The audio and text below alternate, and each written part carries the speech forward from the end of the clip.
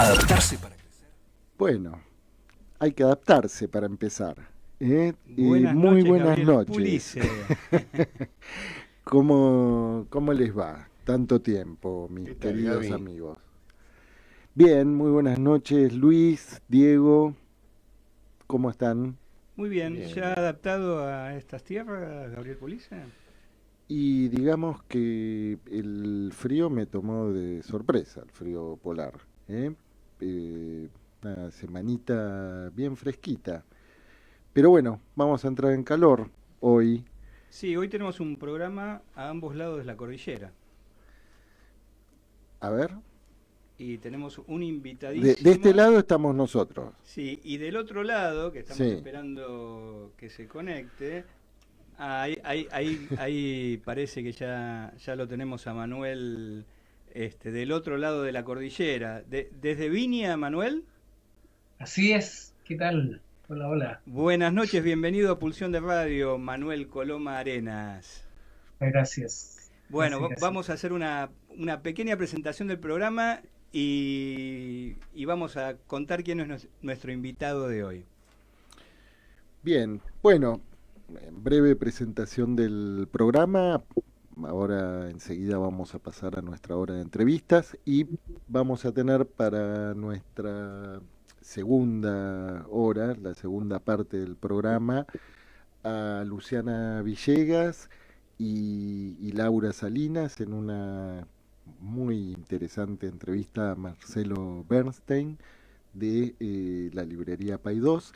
Y vamos a tener también el estelar regreso de Naná con la agenda musical.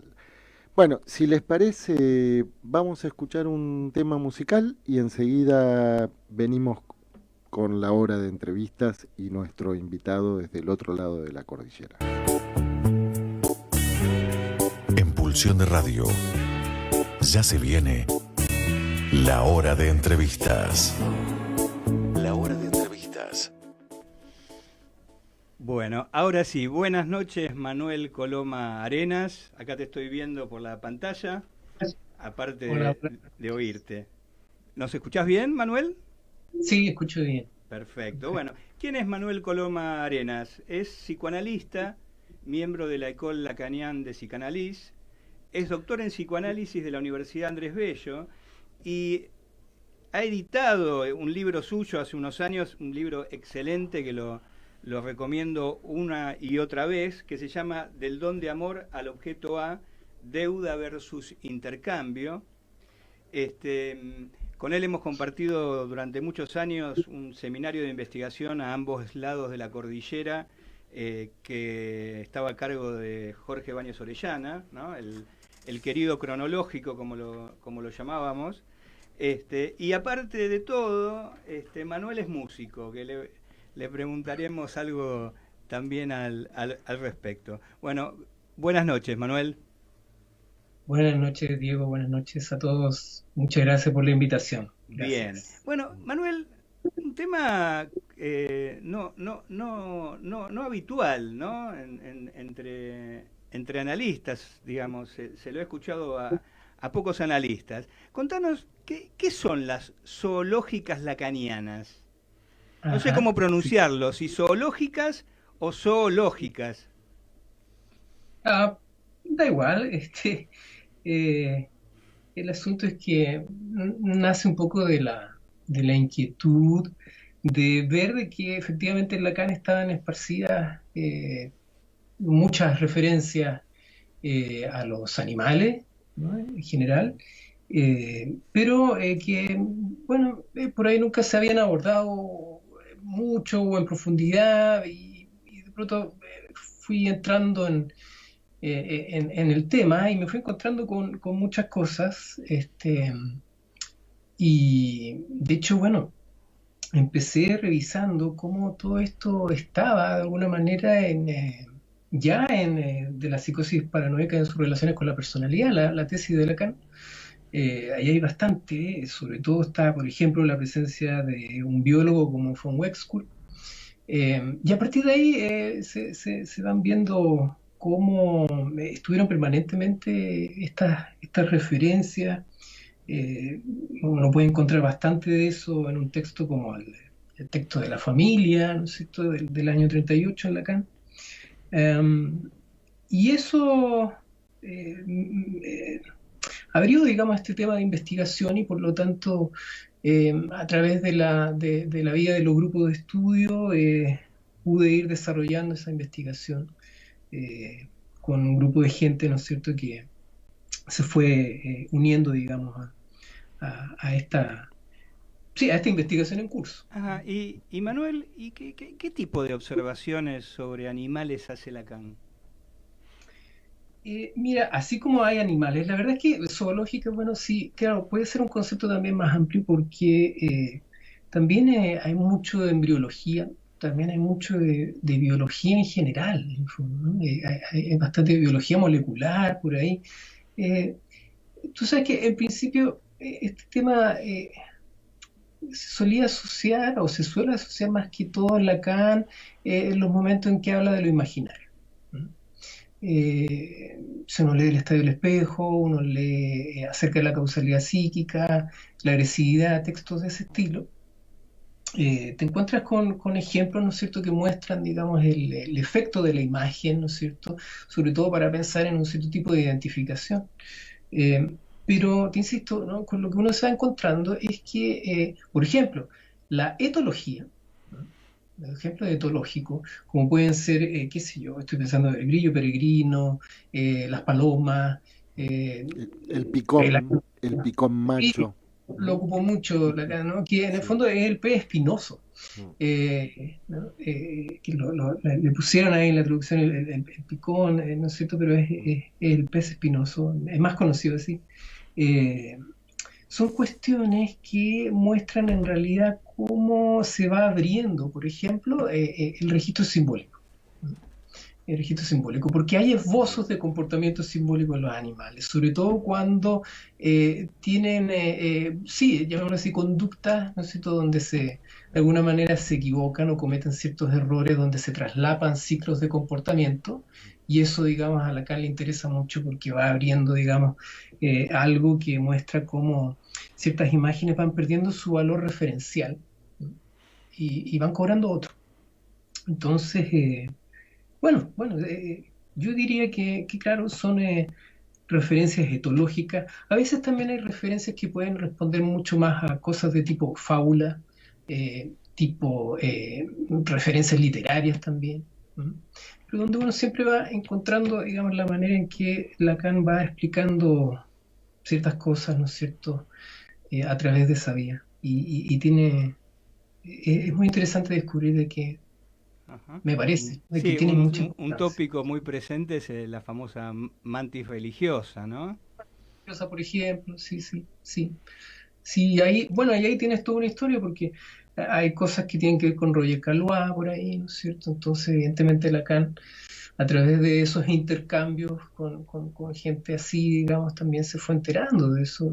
Mira, por ejemplo, todo lo que tiene que ver también con lo que Lacan aprendió de Koyev, a propósito de Hegel, están también metidas por ahí, ¿no es cierto?, las discusiones entre Bataille, el mismo Roger Caillois, con no sé si era un zoólogo, pero es como un biólogo que se llama Etienne Rabot, que aparece pero de manera indirecta, por ejemplo, en la bibliografía de la familia, que crea un concepto, que es el concepto que se llama interatracción. Y ese concepto fue motivo de discusión en todo este medio de personajes que te menciono, ¿no es cierto? Koyev, Bataille, Caillois, Lacan ahí, entre medio, ¿no? Y ahí te vas encontrando con muchas cosas, sí, sí, sí. Ajá. Y Manuel, ahora, al menos temporalmente, ¿no? Estas zoológicas se vinculan con el cuestionamiento que hace Lacan del instinto de muerte. Sí, totalmente, sí, eso es muy, muy interesante porque ah, yo creo que lo que Lacan hace tomemos el término más general de biología, ¿no? Eh, es pensar contra la biología psicoanalítica, por ejemplo, de los años 30, 40 y de ahí en adelante también. Es decir, pone a cierta biología contra la biología psicoanalítica. No es que haga algo para descartar de plano o absolutamente la biología. Y ahí está en juego justamente el problema del término instinto de muerte. Porque aun cuando solemos asociar a Lacan con la distinción entre instinto y pulsión, Lacan generalmente cada vez que hablaba de pulsión de muerte decía instinto de muerte. Y a mí me parece de que hay una apuesta de Lacan en insistir en eso, porque instinto de muerte es de por sí contradictorio. Entonces también tiene que ver con una interrogación a propósito del concepto de instinto, que también, por ejemplo, en toda una serie de etólogos está muy puesto en duda. Lo siguen ocupando, sí, pero está muy puesto en duda, no es algo que esté dado así de por sí, digamos. Hay toda una historia ahí también asociada al concepto de tropismo, en fin. Pero la cuestión más relevante está en que con eso Lacan lo que hace es defender la presencia de la pulsión de muerte, porque con cierta biología, ¿no? Con cierta biología en el psicoanálisis, claro que es descartable la pulsión de muerte. Ajá. Entonces, justamente como Lacan no quería que eso quedara de lado, es que él empieza, ¿no es cierto?, a poner, a armar esta discusión entre ciertos tipos de biología. Y Manuel, y cuando hablas de estas biologías en el psicoanálisis, ¿vos te referís, por ejemplo, a la de los Balint? Por ejemplo, exactamente, sí. Eso está. Y Balint, a la vez tú sabes que viene de toda una escuela, ¿no es cierto? Y podemos llegar hasta Ferenczi. Y en realidad, digamos, yo creo que es la recepción de una cierta lectura de la biología evolucionista. ¿No? Por eso es que me parece que ahí lo que Lacan hace o intenta hacer es, como te digo, sí, poner a cierta biología a pelear, digamos, ¿no? O a producir una discusión, digamos, con esa manera de... Mira, Balint, si uno hace un ejercicio de ir, digamos, hacia su influencia o ciertas bases de donde proviene todo eso, uno se puede encontrar con un personaje que no es indiferente para Lacan, porque fue su analista, con el mismo Lowenstein. Y Lowenstein también en compañía de propuestas de Marie Bonaparte, ¿no? Que trabajando ellos, ¿no es cierto?, directamente con la biología, llegan, como te decía, a la conclusión de que habría que descartar, digamos, la pulsión de muerte. Entonces, claro, digamos, te fijas, ahí uno se encuentra con una cuestión de genealogía, digamos, que, bueno, es bastante, también te lleva por muchos caminos, digamos. Ajá, a ver, ¿nos podés contar y a nuestros oyentes cómo era digamos, esta concepción biológica de los Balint con la que discute Lacan? Uh-huh. Es una concepción, como te decía, yo creo que centrada en una cuestión desarrollista o evolutiva, que entraba en algo que el mismo Balint, ¿no es cierto?, reconocía como algo que lo dejaba en un callejón sin salida. Y era la siguiente, ¿no?, que tomaba el modelo de relaciones animales para pensar, ¿no es cierto?, un tipo de amor, ¿no es cierto?, objetal, digámoslo así, total o completo, pero al mismo tiempo, ¿no es cierto?, como era algo regresivo, también podía haber ahí los elementos de una cierta perversión, ¿no?, o de una cuestión, digámoslo así, parcial en la relación con el objeto. Entonces, creo que el problema se reduce a esa visión desarrollista, ¿no? Como había que llegar, ¿no es cierto?, hacia el amor genital maduro, ¿no? ¿No es cierto?, en las propuestas y en algunas propuestas de Balint, claro, tomaba ese modelo, pero al mismo tiempo ese modelo lo dejaba en el problema, ¿no es cierto?, de que, bueno, de que también lo animal lo volvía cercano, ¿no es cierto?, a una cuestión del tipo perversión. Entonces, por lo tanto, no podía ser un amor genital maduro. Hola, Quedaba atrapado en eso, quedaba atrapado en eso. buenas Entonces ahí es noches. donde Lacan, ¿no? Tiene otra postura. Y es bastante interesante porque, por ejemplo, Valiant, él hace, digamos, intervenir en sus textos un concepto como el de fetalización, que es uno de los conceptos que Lacan ocupa, por ejemplo, para justificar el estadio del espejo. ¿Mm? Manuel, buenas noches. Te habla Luis Di Santo. Hola, buenas noches. ¿Cómo estás? Te quería preguntar si esto que estás desarrollando de Balin tiene alguna conexión con lo que planteaba Abraham. Sí, sí, por supuesto, claro, sí. Diría que ahí está, hay una base importante. Abraham también te lo encuentra, ¿no es cierto?, como una referencia bastante importante en la tesis de Lacan, de la psicosis paranoica, sobre todo con el concepto de fijación. Eh, pero ahí hay algo bien interesante, es bien relativo cómo Lacan puede entender, o si uno lee de cerca y en detalle, ¿no es cierto?, lo que plantea a propósito del caso M. Eh, cómo Lacan puede pensar la fijación. ¿Es acaso realmente un fracaso en una maduración o es una cosa de otro estilo? Yo creo que ahí es, digamos, donde entra su interés temprano, digamos, en estas cuestiones zoológicas, biológicas. Sí, sí, Y, pero claro, sí, está Abraham. Sí. ujú. y, y vos mencionaste esta noción de los Balín de fetalización. ¿Lacan retoma algo de esa noción? Absolutamente. Y fíjate que es algo que está presente incluso en un texto como en la tercera, digamos. O sea, lo sigue ocupando durante bastante tiempo. Eh, bueno, da para pensar, ¿no? Cómo, cómo Lacan estaba al tanto de eso, pueden ser muchas las vías, digamos, ¿no? Pero, pero la fetalización se volvió más o menos conocida, digamos, ¿no? Tú sabes, quien lo propuso fue Louis Bolk, ¿no?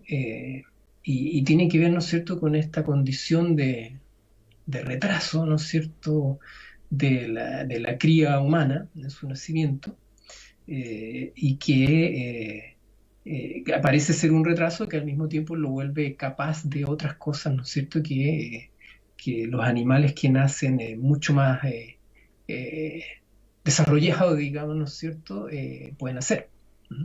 Ajá. Entonces, claro, sí, tiene que ver, sí, es que ahí la fetalización tiene bastante que ver con la manera como entonces esta cría humana entra, ¿no es cierto?, en el campo libidinal de lo imaginario, y es un determinante real, ¿no? Es un determinante, sí, efectivamente biológico, digamos, de lo que ocurre, ¿no es cierto?, con una identificación como la del estadio del espejo.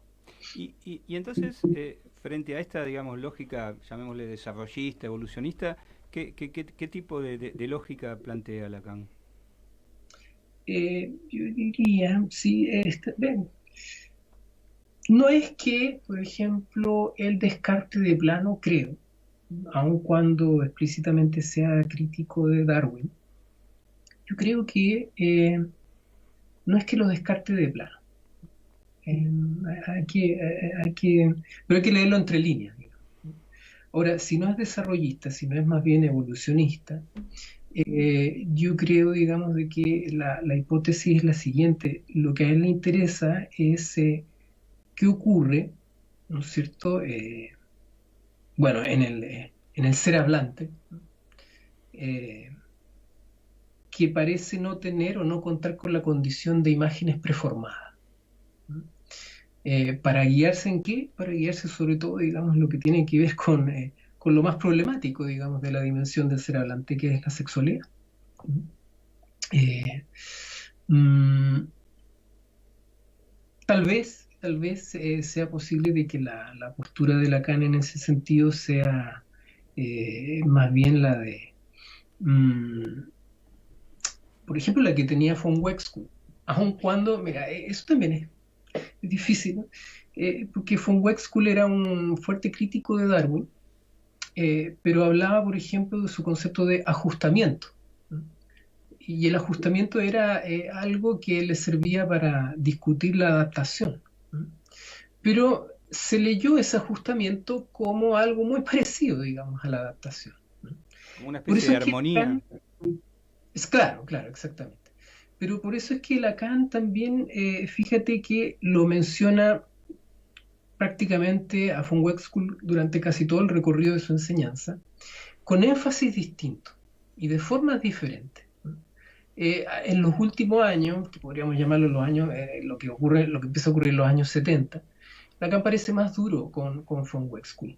Sin embargo, nunca deja de destacar el hecho de que eso no quita de que no se puede hablar de un Umwelt, pero de un Umwelt particular en el ser humano. Y en ese sentido, Lacan creo que tiene una visión más laberíntica que evolutiva. Ajá. Y esa cuestión laberíntica, fíjate, por ejemplo, tú sabes que para ejemplificar ciertas formas topológicas, Lacan se tomó bastante también de ciertas formas de lo que ocurre en la embriología, al nivel del embrión, de las transformaciones que sufre, digamos, el huevo. Y Manuel, estas cuestiones laberínticas, como vos las situás, ¿no? Es una imagen que al menos Lacan utiliza en el seminario de la transferencia, la del laberinto. ¿Tiene algo que ver con el uso que hace de esta noción de Nachtraglisch freudiana, digamos, que a veces traduce como retroacción, a veces como retardo, ¿no? Es bastante posible, yo creo que sí, que se puede pensar eso. Más aún porque ahí también hay una historia bien interesante, y en este caso tiene que ver con, si uno observa, por ejemplo, el seminario de los escritos técnicos y el seminario sobre el yo, dos seminarios seguidos, ¿no es cierto?, conocidos como el seminario 1, seminario 2, Lacan habla de la famosa Prägung, ¿no?, que es el imprinting, o esta impresión primordial que Lorenz, ¿no es cierto?, teorizó, ¿no es cierto?, a propósito de lo que ocurría con las crías de los patos, ¿no es cierto?, que seguían a la primera imagen que vieran. Con esa noción, Lacan piensa en Nachtralich, y lo piensa además para ejemplificar ese Nachtralich con lo que ocurre en el hombre de los lobos, con el caso del hombre de los lobos.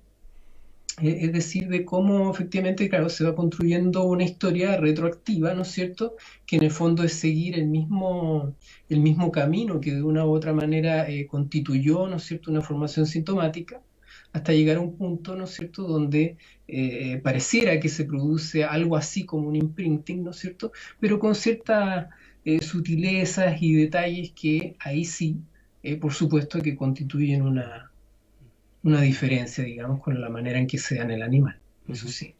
Manuel, antes digamos, de nuestra tanda musical, que después nos vas a contar qué tema elegiste, que es una elección tuya, y pasar bueno, estábamos con las zoológicas y también quería, bueno, pasar un poco a lo que le debe el psicoanálisis a la geología y a la botánica. Vamos a cambiar de ámbito. Vos, digamos, en esto que retomás, digamos, de esta especie de debate de Lacan con los Balín, has señalado cierto cuestionamiento digamos, del amor como ternura, ¿no?, que hace Lacan, ¿no? Sí, sí, un cuestionamiento, sí, de ese estilo, sí, porque eso es, por ejemplo, una de las propuestas de los Balín, sí. Sí. ¿Y nos podés decir algo de esto? ¿Por qué Lacan cuestiona esto, digamos? Sí, porque me da la impresión de que ahí Lacan ya está pensando, ¿no es cierto?, en que efectivamente lo que es propio de la realidad humana en ese sentido es más bien una parcialidad, digamos, ¿no? Porque lo que los Valen llaman ternura o tierno tiene que ver, ¿no es cierto?, con esta totalidad de la genitalidad.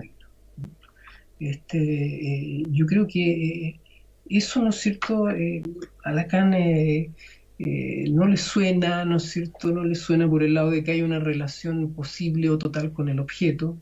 Y me parece que ahí también están bastante ya ciertos adelantos, ¿no es cierto?, de lo que va a ser posteriormente explicitar, ¿no es cierto?, el famoso no hay relación sexual. Bien. Bueno, vamos a un tema musical y volvemos en un momentito con la entrevista, Manuel. Okay.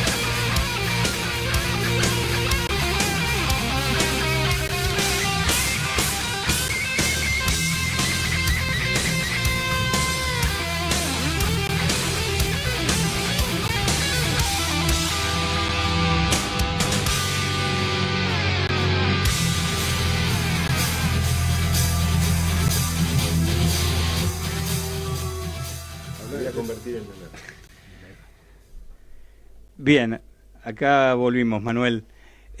Manuel, este tema lo elegiste vos. Contanos qué tema es. Sí, espero que no hayamos espantado a la audiencia. Sí, es un tema de Metallica que se llama Wolf and Man. Me parece que era... Bueno, Metallica es una banda que me gusta mucho, me gusta el metal. Bueno, el thrash metal más clásico. En este caso es un tema de un álbum un poco más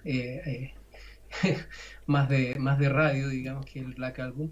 Y me pareció que venía con la temática animal, digamos. Ajá. Y Manuel, porque vos sos músico también, aparte de psicoanalista, ¿no? Sí. Sí, toco guitarra, digamos, sí. Sí. Ajá.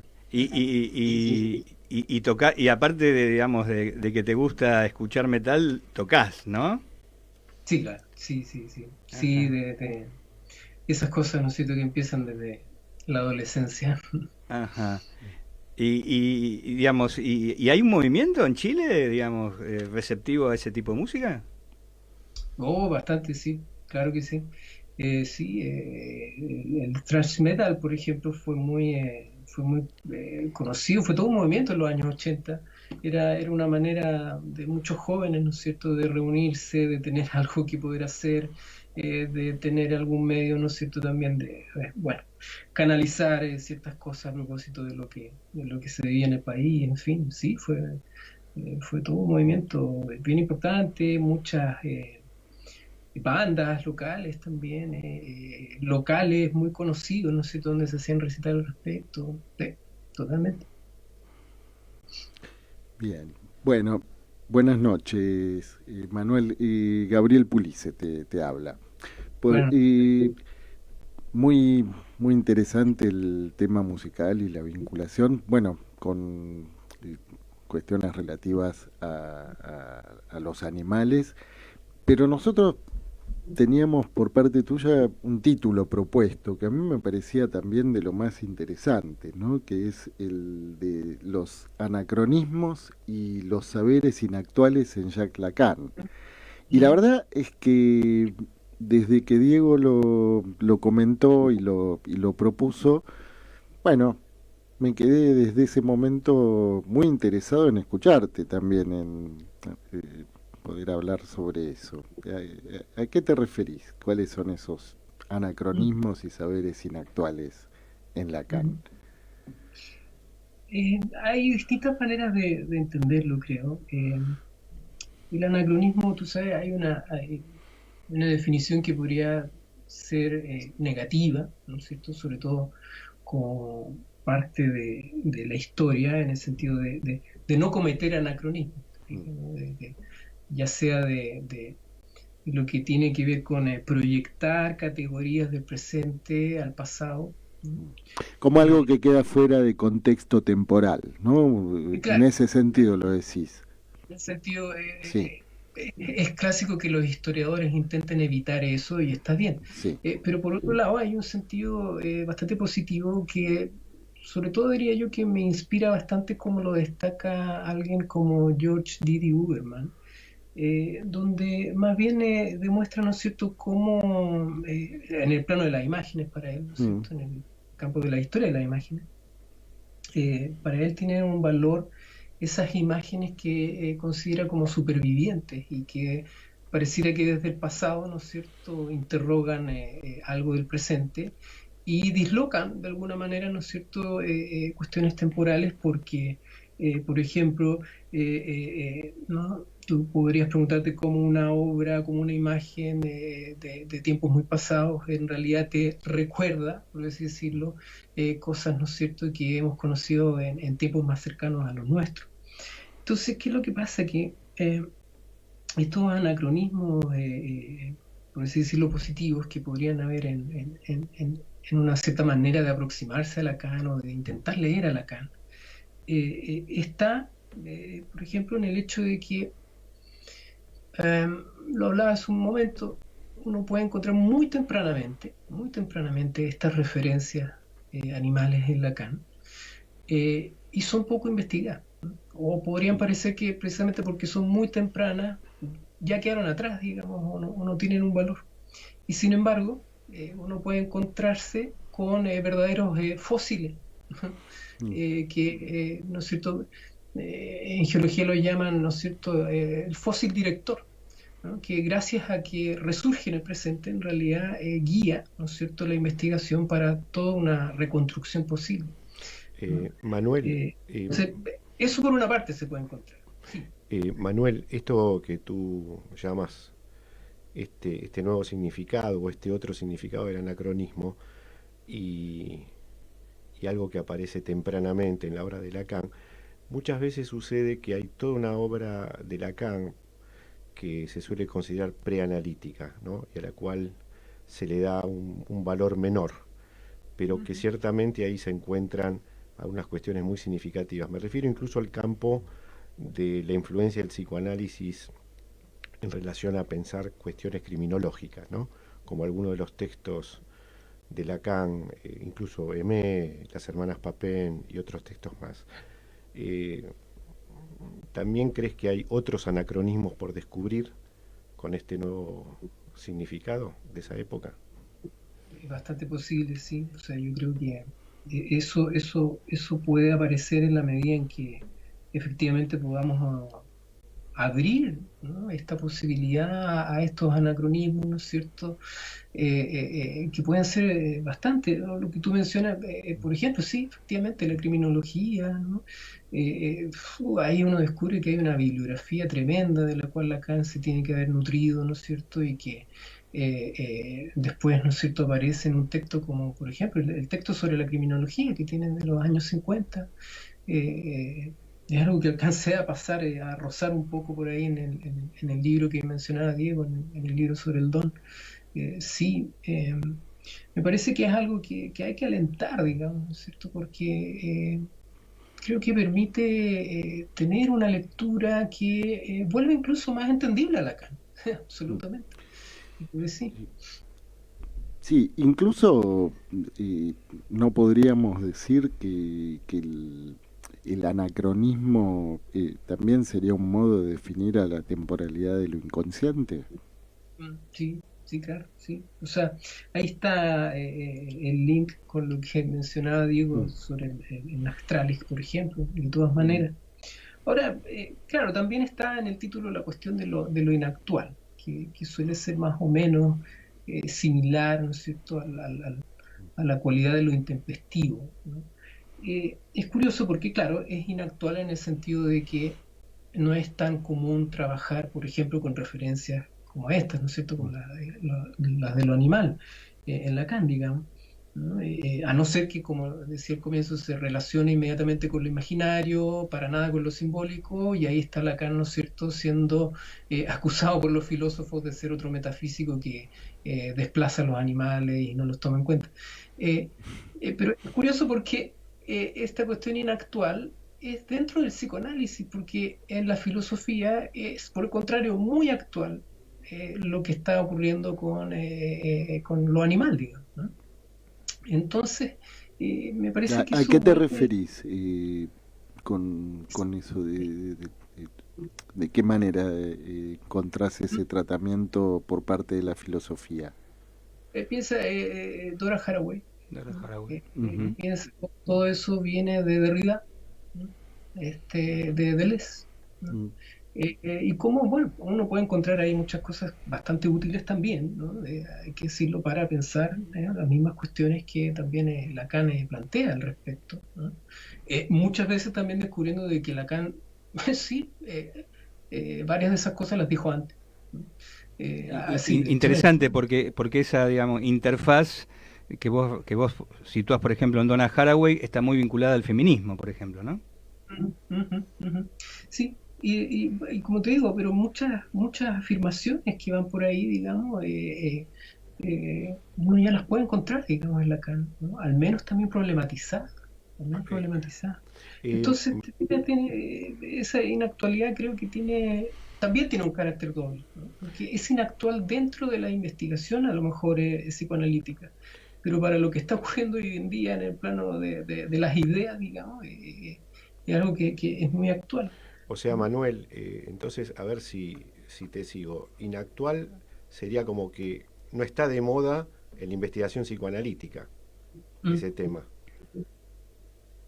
O sea que es un tema de importancia, de interdiscursividad incluso, con otros discursos, otras prácticas, pero que tú percibes que no está de moda en el ámbito psicoanalítico como investigación o como tema vector. ¿Eso es lo que tú Sí, dices o te entiendo mal? sí.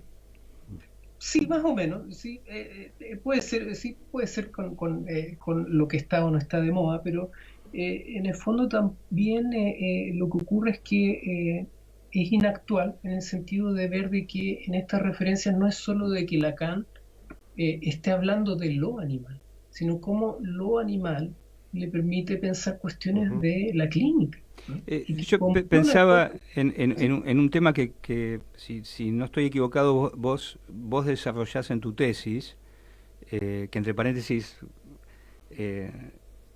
va a ser libro próximamente, ¿no, Manuel?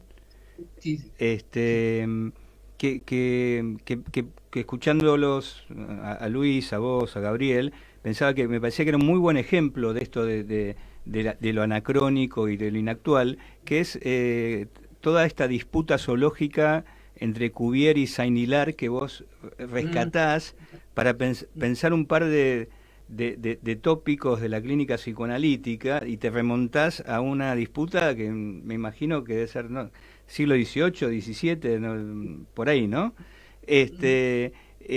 Y que incluso hasta permite pensar algunos desarrollos que va a hacer Foucault respecto a la noción de monstruosidad, por ejemplo, ¿no?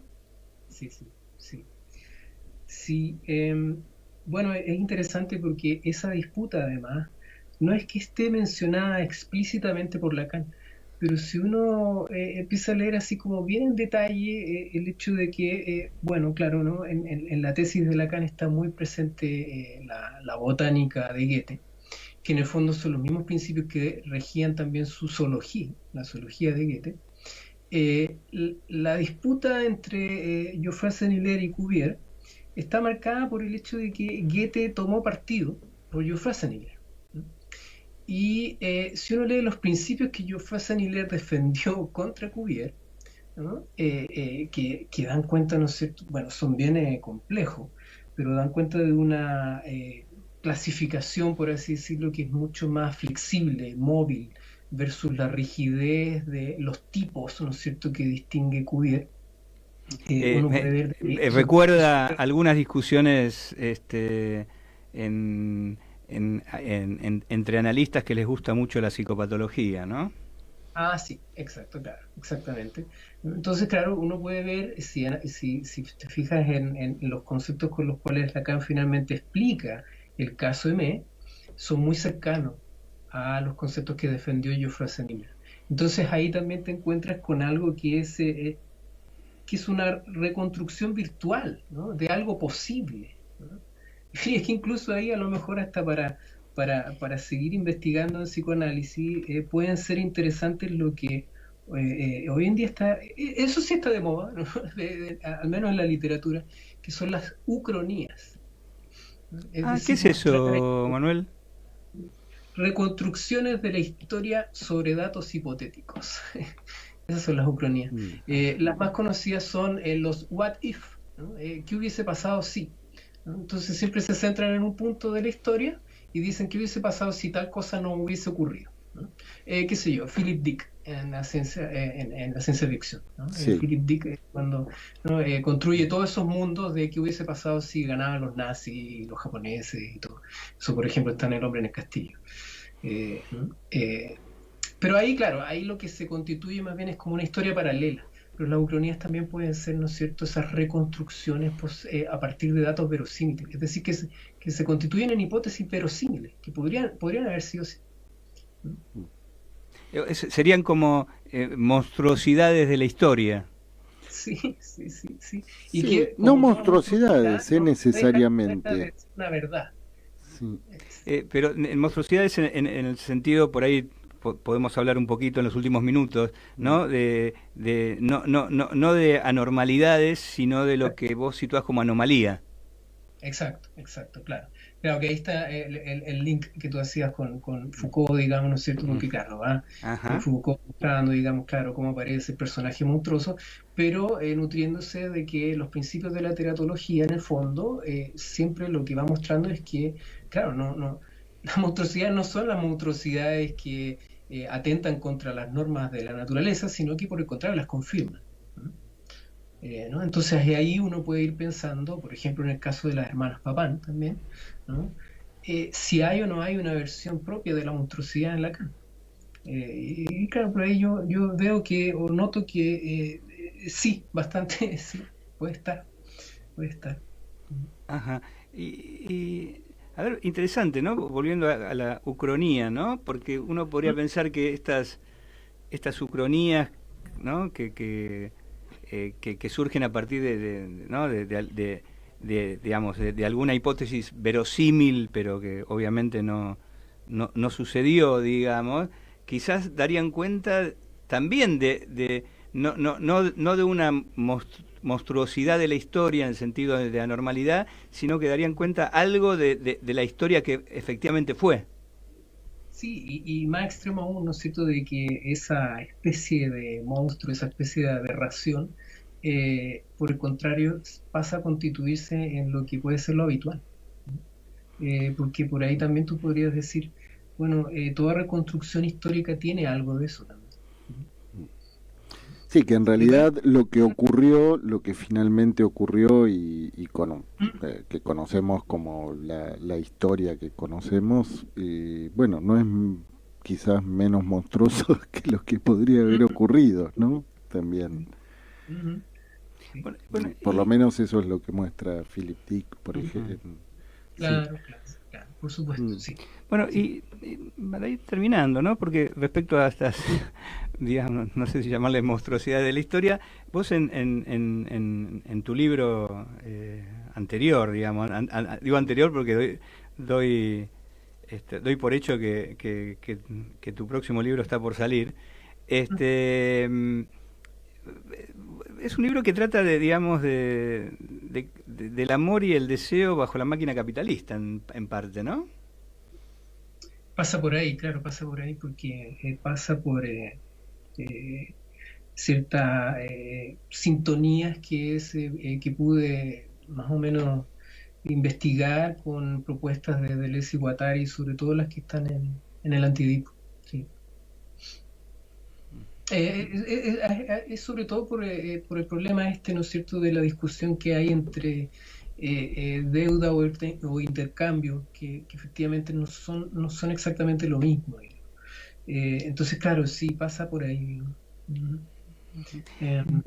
Vos, digamos, habías prometido una continuación de ese libro. ¿Este nuevo libro tiene algo que ver o es otro camino, digamos? Es otro camino, pero bueno, hay dos cosas. En principio, yo diría que ese libro, el libro sobre el don, también tiene algo, tal vez tal vez también podría denominarse como inactual o intempestivo, en el sentido de que todo parte por leer lo misterioso que me resultó una nota al margen que Lacan hace en el seminario de la relación de objeto cuando está hablando de Dora, digamos, y está hablando justamente del intercambio de Marcel Mauss y hace unas anotaciones ahí, y ahí se desató todo, digamos. Eso también es una cierta manera de aproximarse a Lacan. Y a varios que digamos que leímos el libro también nos desató investigar sobre esos nombres, y sobre todo uno que era una sigla, ¿no? Bueno, en su momento hice una hipótesis de que era lo que a quién se refería Lacan con esa sigla y qué estaba leyendo Lacan en ese momento. No sé si al menos era verosímil. Sí, yo recuerdo tu hipótesis y me parece bastante verosímil. Me parece que es bastante buena, porque tenía que ver con, ¿lo decimos? Sí, con Otto Rank, ¿no? Sí, con Otto Rank y el Don Juan. Y el Don Juan, que remitía al Don Juan y a una edición muy particular del Don Juan. Bueno, ahí estaba la posibilidad de continuar el libro. Lo que pasa es que como el libro tenía, esa continuación tenía que ver mucho con poder llegar al asunto de la relación entre plusvalía y plus de goce, pero en el fondo, claro, se ha investigado tanto al respecto, algunas cosas muy buenas. Recientemente salió un libro muy bueno, ¿no es cierto?, de Fernando Barrios. Excelente libro, pero justo estaba pensando cuando hablabas que, bueno, que quizás a partir de la salida del libro digamos, de Fernando Barrios y Sandra Filippini, y aparte sabemos que detrás de ellos hay todo un grupo de analistas de Montevideo que estuvieron trabajando durante 7 años interrogando la cuestión del plus de jouir o plus de gozar, como lo queramos traducir. El libro habla justamente de eso. Quizás es un buen momento también para entrar en el debate con eso que quedó pendiente de tu primer libro, ¿no? Porque de alguna manera quizás lo que con tu primer libro parecía en algún aspecto anacrónico algunas cuestiones o inactuales, de golpe ahora, a partir de, digamos, de que con este libro se relanza el debate, y bueno, quizás ahora se torna absolutamente actual lo que vos habías avanzado en ese libro, ¿no? Sí, sí, sí. Sí, yo creo que me permite darle más especificidad también, ¿no? Porque hay varias cosas que ahí me interesan, ¿no es cierto?, que también tienen que ver con algunos ejemplos que están en la literatura, o también el asunto, ¿no es cierto?, de por qué Lacan piensa con la economía lo que en Freud podía ser más bien la energética y todo eso, digamos, ¿no? Yo creo que por ahí se le puede dar un tinte, ¿no es cierto?, un poco más específico, digamos, a la posibilidad de continuar esa investigación. Yo creo que sí, o sea, no es algo que, definitivamente no es algo que haya abandonado, ¿no? Bien. Lo voy a retomar, sí. Perfecto, y lo Sí. esperaremos con ansia, Manuel. Bueno, Manuel, estamos ya con el tiempo estirano en el aire. Si querés, digamos, digamos, antes de despedirte, decirnos algo más, estaremos muy ansiosos de escucharte. No, bueno, estoy muy agradecido.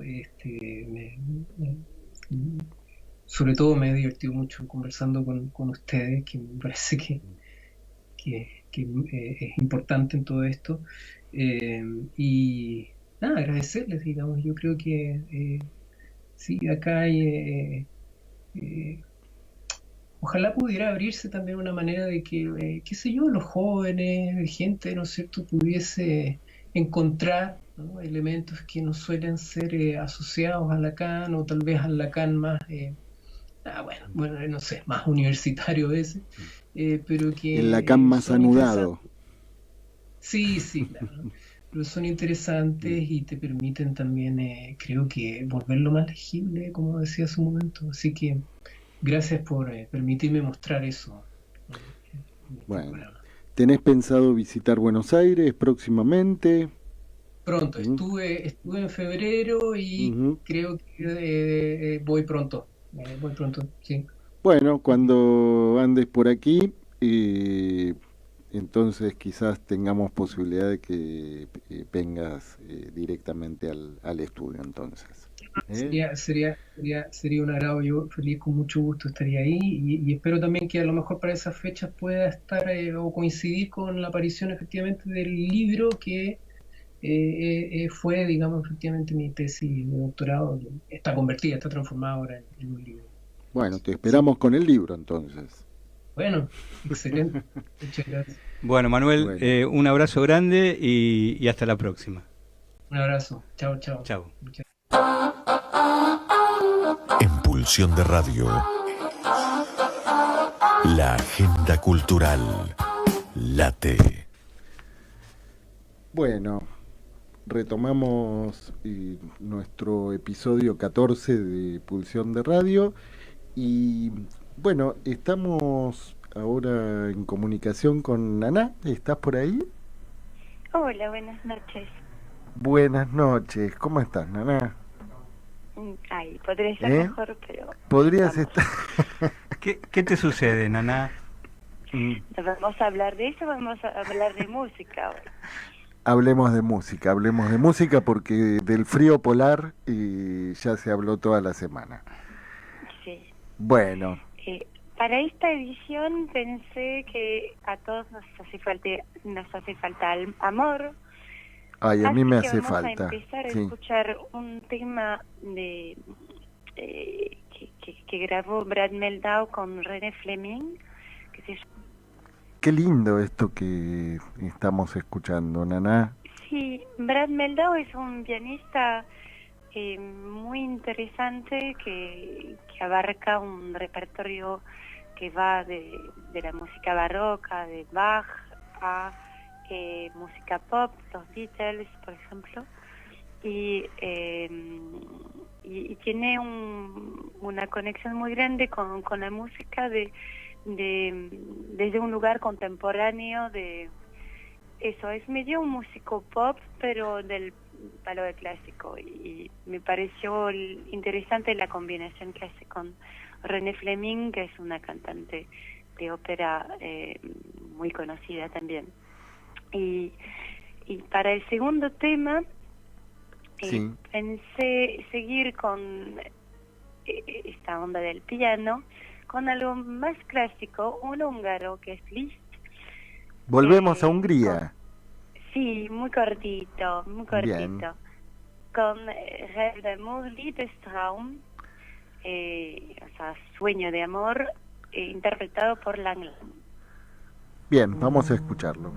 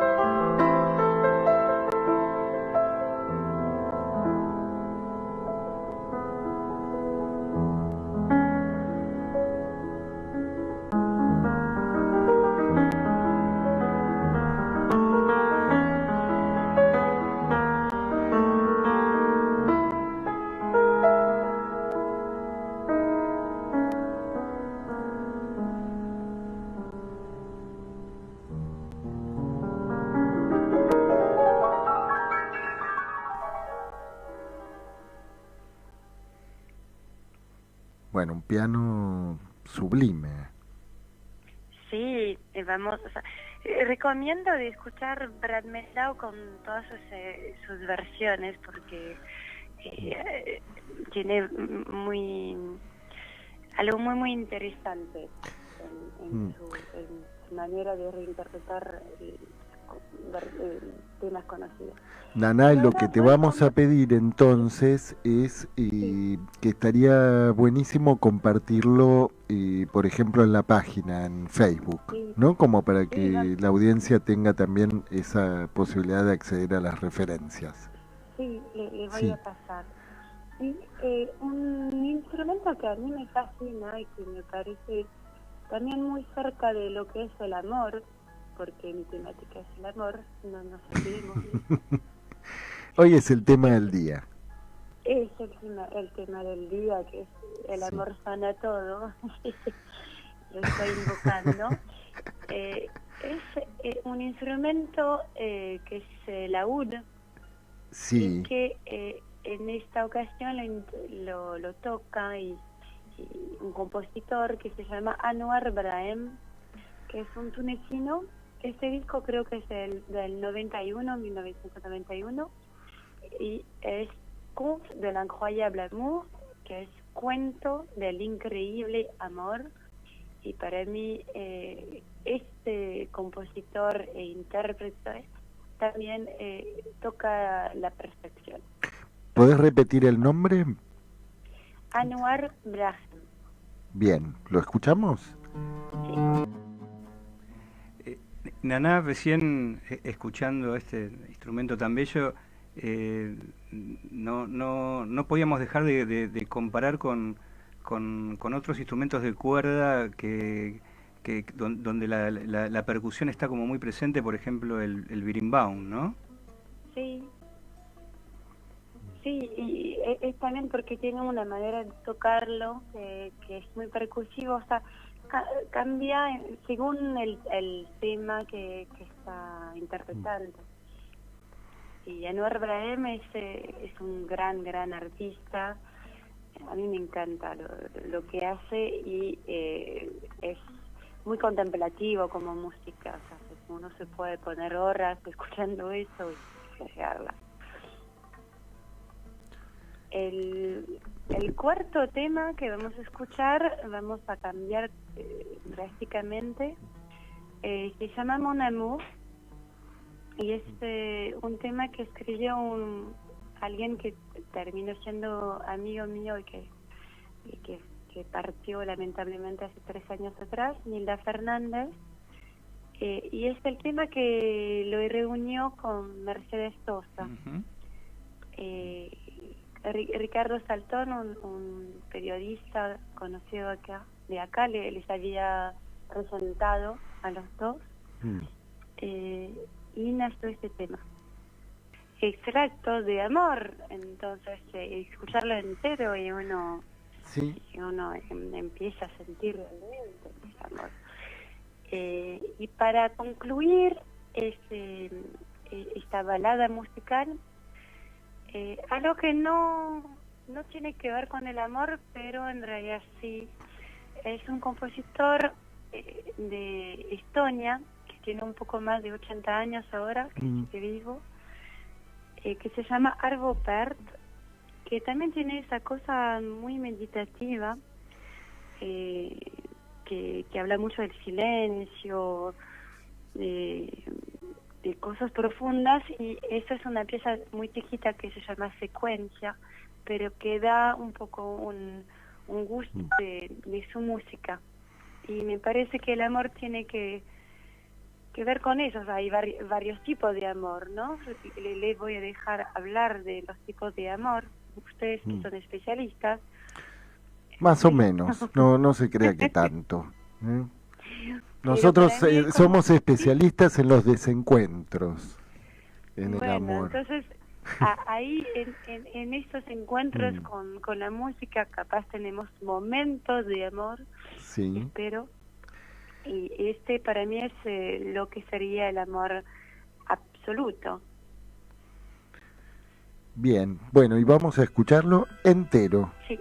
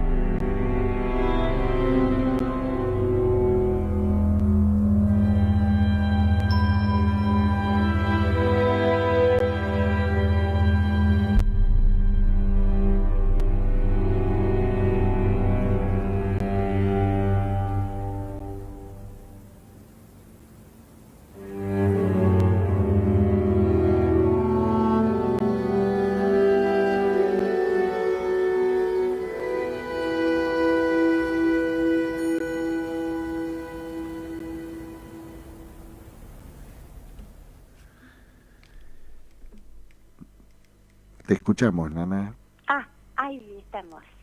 porque cumplimos con nuestra palabra, ¿vio? Sí.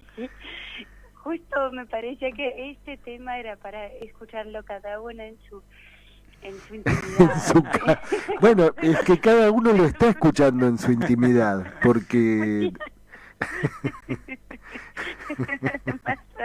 el más playero de todos. Sí, es un tema para escuchar en la intimidad, ¿eh? Claro, y Sí. hay una pieza ¿En que qué la hace es pensar magistral. este tema? Cuéntenos. Hay un tema que es, o sea, una obra magistral de Arvo Pärt que se llama Da Pacem, y con este título ya uno se puede imaginar qué tipo de obra es, ¿no? ¿Cuál sería la Habla traducción de ese título? de la paz. Ajá. Y yo quería concluir, porque sé que ahora van a tener el rincón de los libreros. Hola, Naná, ya llegué. ¿Cómo estás, Tatiana? Y quería entonces hacer la agenda del mes de junio, si quieres. Por favor, sí. sí, porque además hay una actuación y que vamos yo los comprometo aquí al equipo a ir a ver a Naná, y no mañana, sino el próximo sábado, ¿verdad?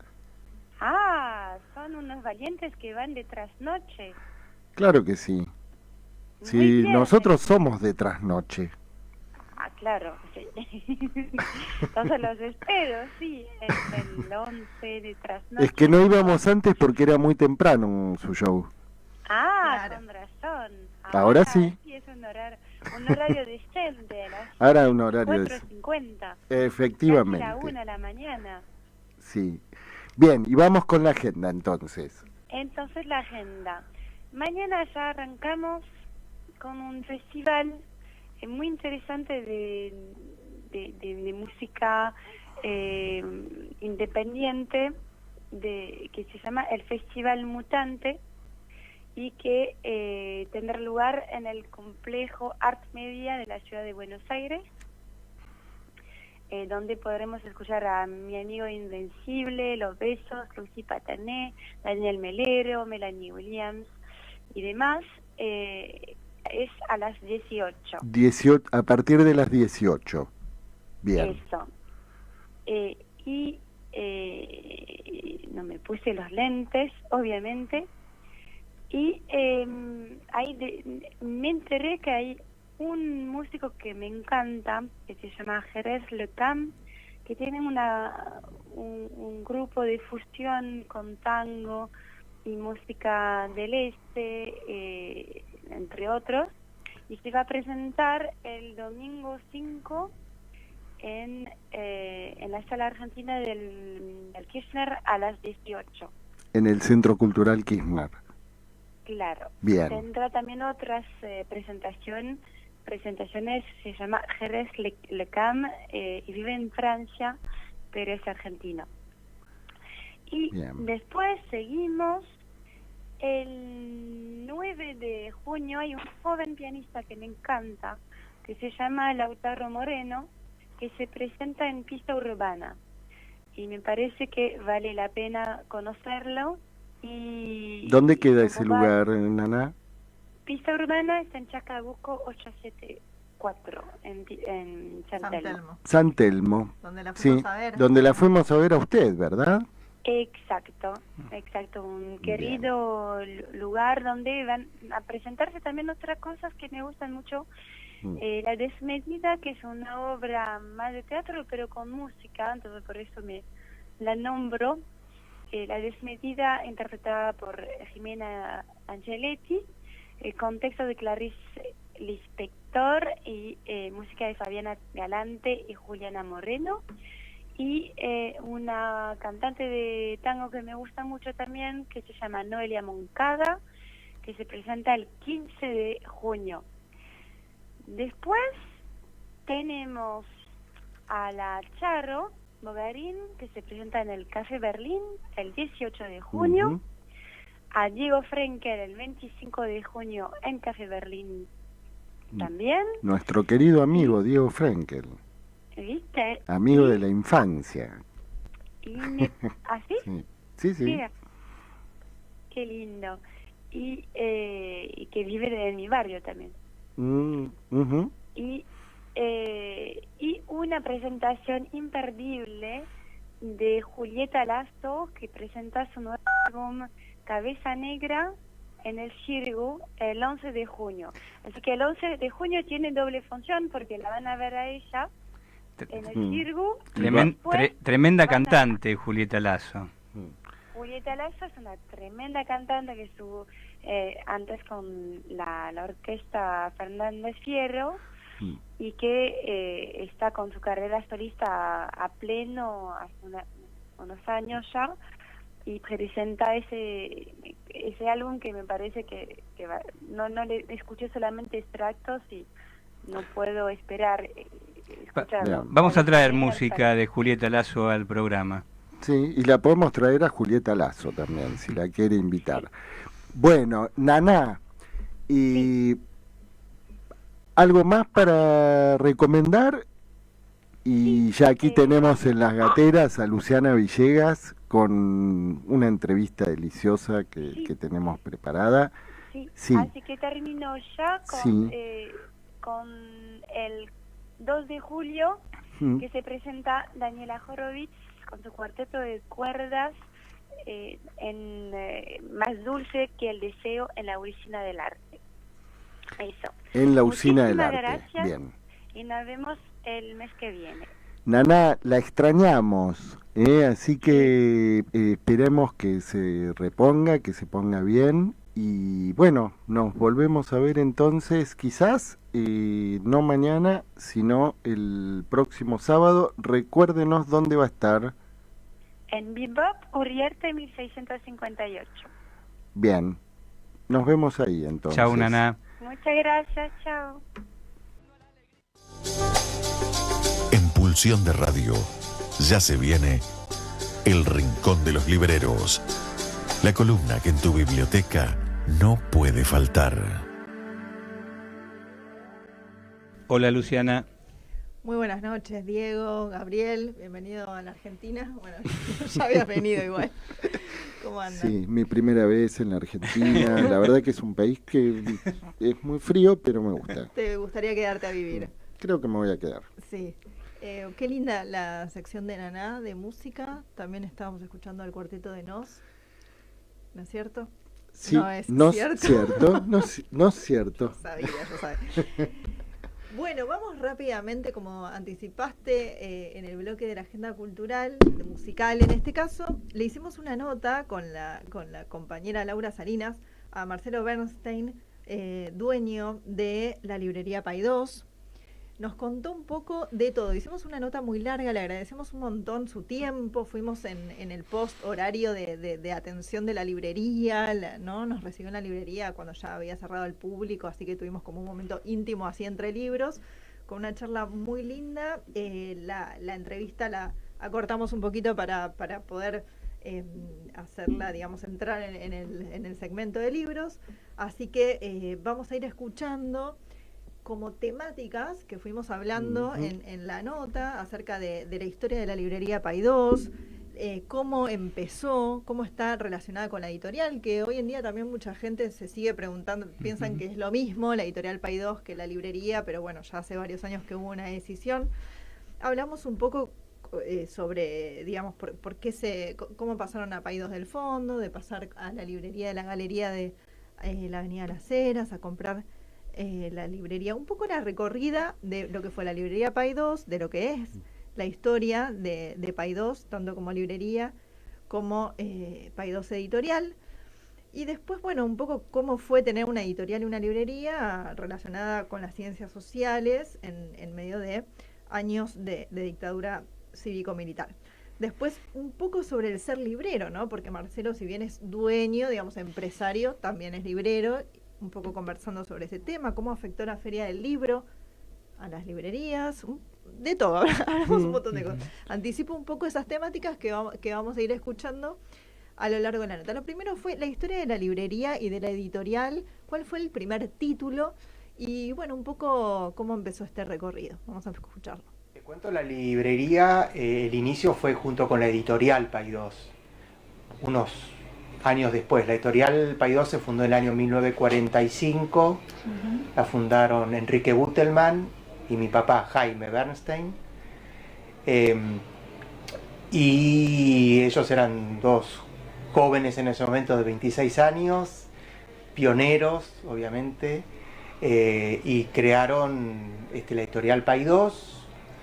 Y en el año 62, por el crecimiento de la editorial y porque ya había un volumen importante de títulos, decidieron tener una librería para que todos los libros de editorial Paidós estén en la librería. Entonces el nacimiento de la librería pensada en psicología de niños, por eso el primer título fue Psicología del Alma Infantil de Jung, y todos los libros que estaban ideados en ese momento tenían que ver guiando al niño de Adler, uno de Hessel, el niño de 1 a 16, o sea, todos los libros tenían que ver con psicología infantil. Después, al poco tiempo, empezaron a incorporar otro tipo de temática, pero siempre dentro de la psicología. Otra temática me refiero a otros autores y otras cosas que no tenían que ver específicamente con la psicología. Y un poco la cosa era que Enrique Butelman había estudiado en Suiza con Carl Jung y se había analizado con Carl Jung, entonces él era junguiano, a mi papá le gustaba Adler y le gustaba todo lo que tenía que ver con psicometría y psicodiagnóstico, entonces un poco la editorial se la dividieron en un principio, y mi papá se dedicaba a toda la parte de proyectivas y psicodiagnóstico, y Enrique Butelman le gustaba mucho lo que era la historia de la psicología, sociología. Entonces así fue como fue naciendo la editorial. Y la librería empezó como un apéndice de la editorial claramente, porque su primer local, por así decirlo, era en la vieja casa que ocupaba la editorial Paidós en la calle Cabildo. La habitación, la típica casa chorizo, la habitación de adelante de todo se transformó en la librería. Después la editorial se fue mudando y la librería cerró, y la librería, bueno, en 1969, 1970, tiene su primer local comercial, que es dentro de la Galería Las Heras, donde hoy está, en el local de al lado, que era un local más chiquito. Ya la editorial se va a Defensa y México, en San Telmo, y entonces se abre la librería acá en esta zona de Palermo. Si bien está muy lejos de cualquier facultad, universidad, estaba en una zona de mucha concentración de consultorios, por eso la idea fue abrirla acá.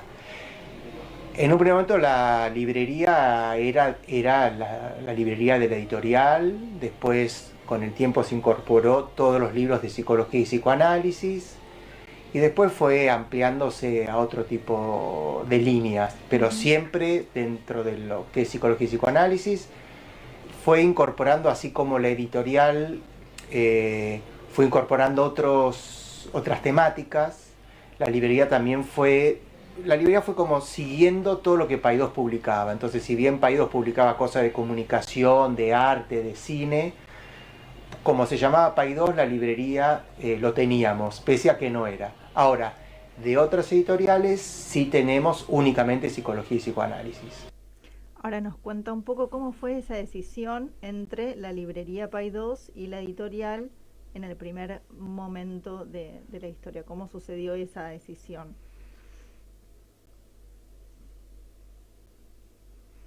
En breve.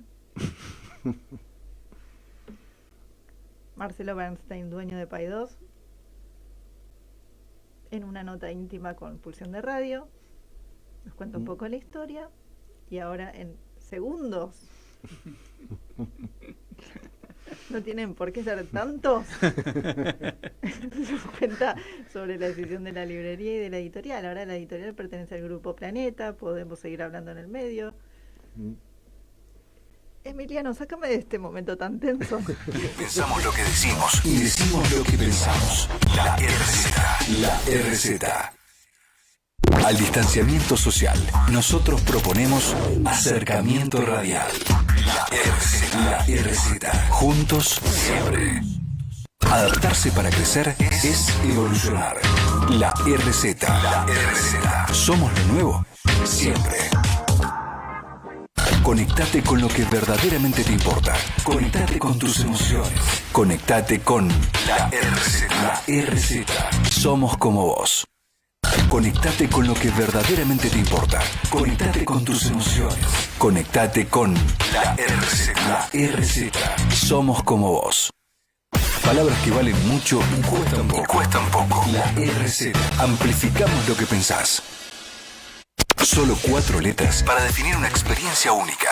La RZ. Una radio del Grupo Sónica. Al distanciamiento social, nosotros proponemos acercamiento radial. La RZ. Juntos siempre. No importa el medio, importan los extremos.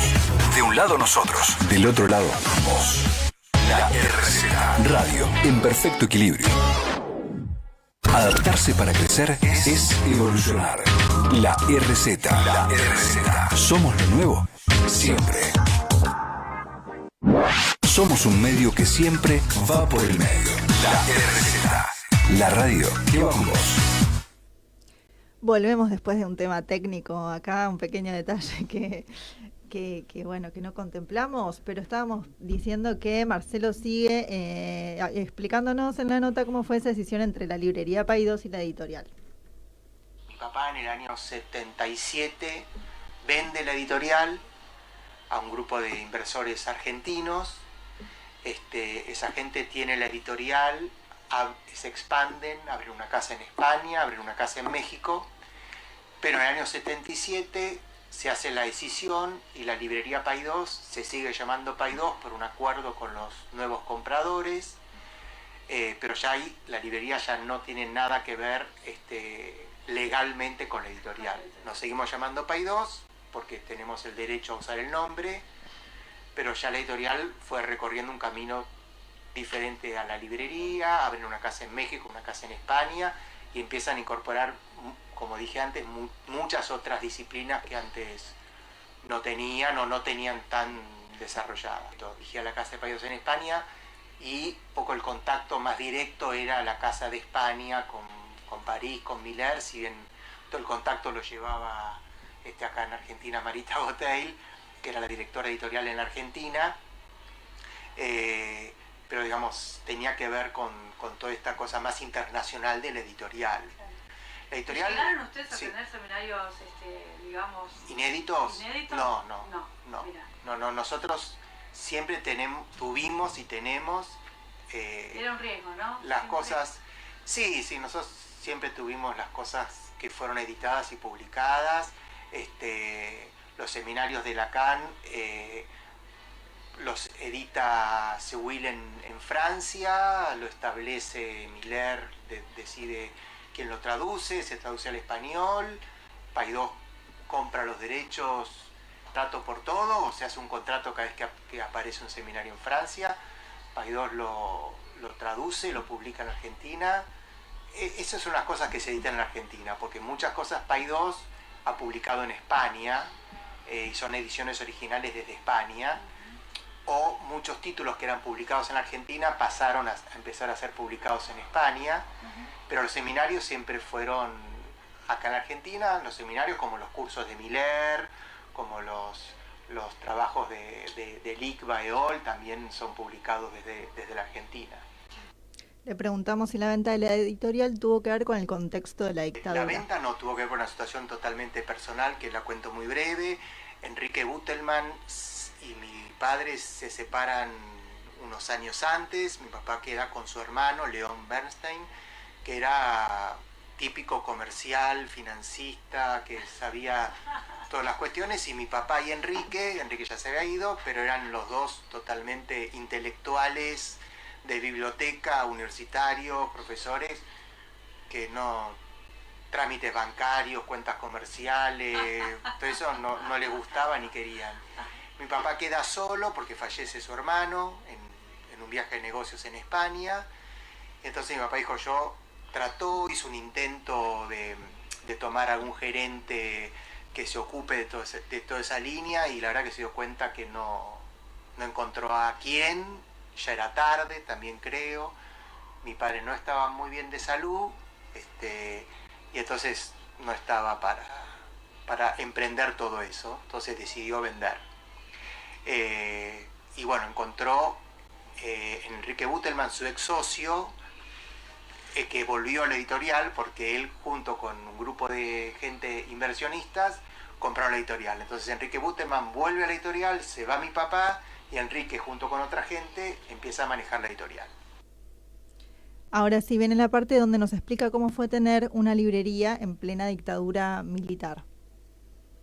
La editorial ya la habían vendido, igualmente él comenta que hacían otras editoriales ante el contexto de la dictadura. En la época de la dictadura, digamos, la editorial lo sufrimos porque, bueno, tuvimos que dejar muchos libros de lado. Yo en ese momento estaba trabajando en la editorial, era muy chico, tenía 17, 18 años, pero sí, había muchas cosas de sociales. Había libros obvios como una biografía del Che Guevara, de Gambini, de Hugo Gambini, el papá de Héctor, y había muchas cosas que Paidós las tuvo que dejar de vender. Yo en el año 78 empecé en la librería, tenía 21 años.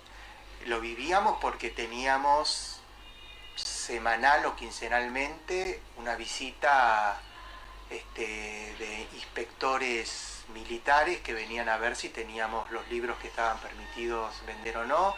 Estábamos suscriptos al boletín oficial. Primero que obviamente uno se autocensuraba y sacabas todos los libros que vos creías que no podías vender. Después estábamos suscritos al boletín oficial. ¿Los guardaban? Bueno, en la editorial la verdad que no sé qué hacía la editorial. Pero bueno, sí sé lo que hacían otras editoriales, que los quemaban o los destruían, o no sé dónde los escondían.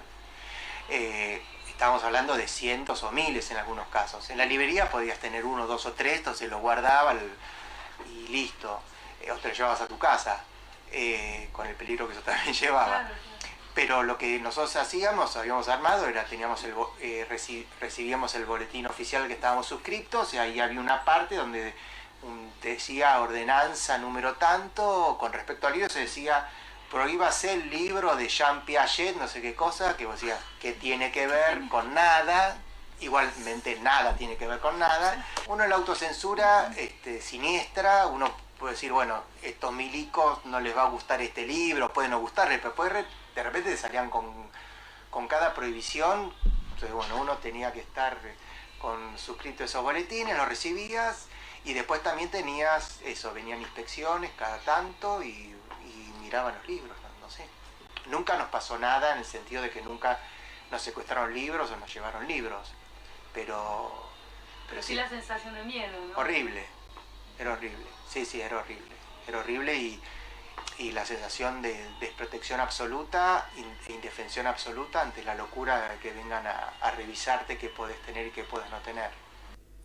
Paidós, después del acuerdo de la venta de la editorial, se queda con el nombre, lo puede usar para la librería del famoso local de Las Heras, pero también de repente se le ocurre poner Paidós del Fondo, la librería que supo estar en la calle de Avenida Santa Fe y Rodríguez Peña. Y ahora en el año 98 me empezó a picar el bichito de tener una librería general. Yo había estado participando mucho en la Fundación del Libro, en la Cámara del Libro, tenía muchos amigos de librerías generales y me empezó a entusiasmar tener librería general. Entonces yo tenía muy buena relación con el entonces director de Fondo de Cultura Económica, Alejandro Katz, y fue así, me llamó Alejandro y me dijo que ellos iban a cerrar la librería porque no querían seguir teniendo la librería, pero que si a mí me interesaba me la dejaban.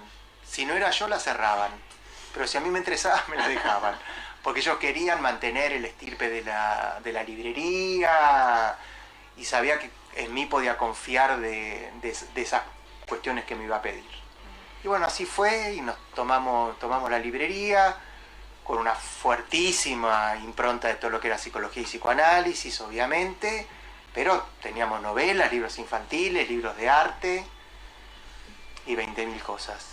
Y así como te dije que el inicio fue personal, el final también fue personal. Dije un momento que dije, basta, no, creo que no me está gustando esto de tener una librería general, quiero volver a tener el local que estamos en Las Heras, y bueno, dejar de tener esa librería de 200 metros cuadrados y volver a la librería esta que tiene 36 metros cuadrados y volver a estar en la especialización. Tiene que ver con mi edad, tiene que ver con un momento de mi vida donde quise quitarme complicaciones de tener una librería grande, porque era una librería grande, obviamente.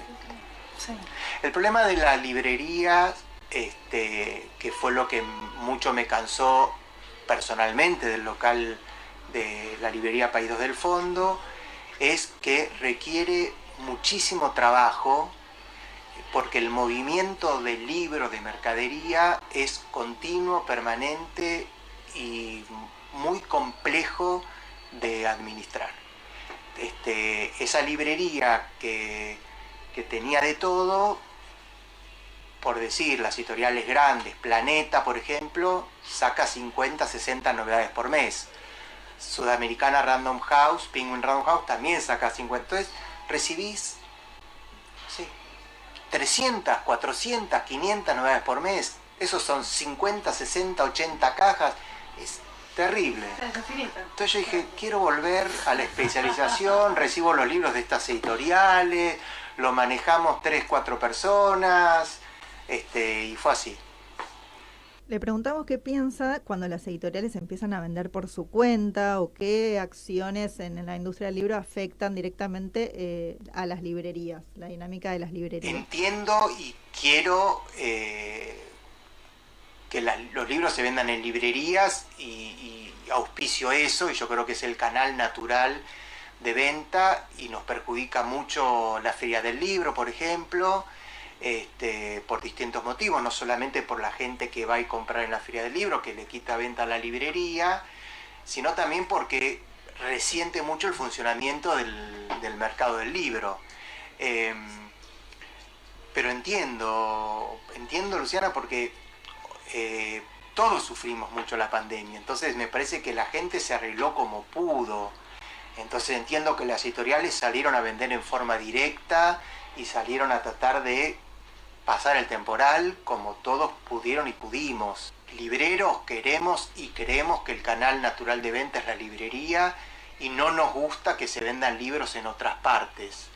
Tampoco nos gusta tener una librería a una cuadra, nos gustaría ser la única librería en toda la zona. No voy a dar detalles, pero había una librería que estaban sobre una avenida importante y le molestaba cuando había otra librería que se abría sobre esa misma avenida. Se sentía propietario de esa avenida y que los libros no podía haber otra librería más que ella. Porque es así. La característica que tiene el libro es que el libro es único. O sea, el mismo libro que vendo yo lo vende la otra librería. No es que yo le pongo nada. Entonces, cuando se abren otros canales de venta, otros lugares, las librerías no podemos competir. Y bueno, nos quita venta. Entonces, nos perjudican porque se venden en su momento, que tanto fastidiaban las librerías, en los kioscos. Se venden en otros lugares, farmacias, dietéticas y otras cosas, vendían libros especiales de ese tema. Bueno, pero tal vez como vos, así como vos quisiste volver a la especialización, también no hay lectores que buscan a la librería porque lo que la librería le ofrece. Claro, ¿Por eso? y sí, es así, digamos.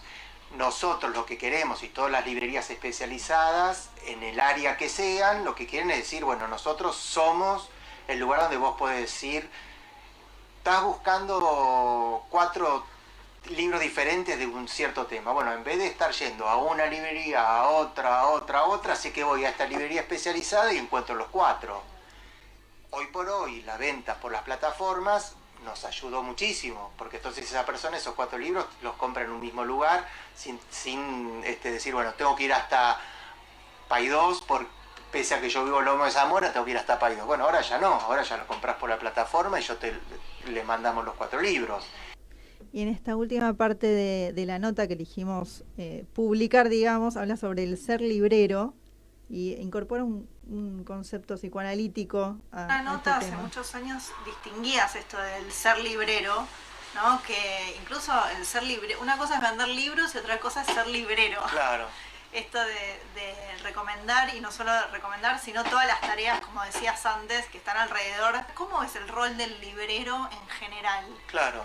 Mira, la librería podés tener, en el caso nuestro puntualmente, 3 tipos de público. Aquel que viene y dice, vengo a comprar, vamos a seguir con el seminario de Lacan, vengo a buscar el seminario 5 de Lacan, listo, se va. Otro que viene y te dicen a ver qué tienen sobre tal tema, y vos tenemos una librería especializada, dividida por áreas temáticas.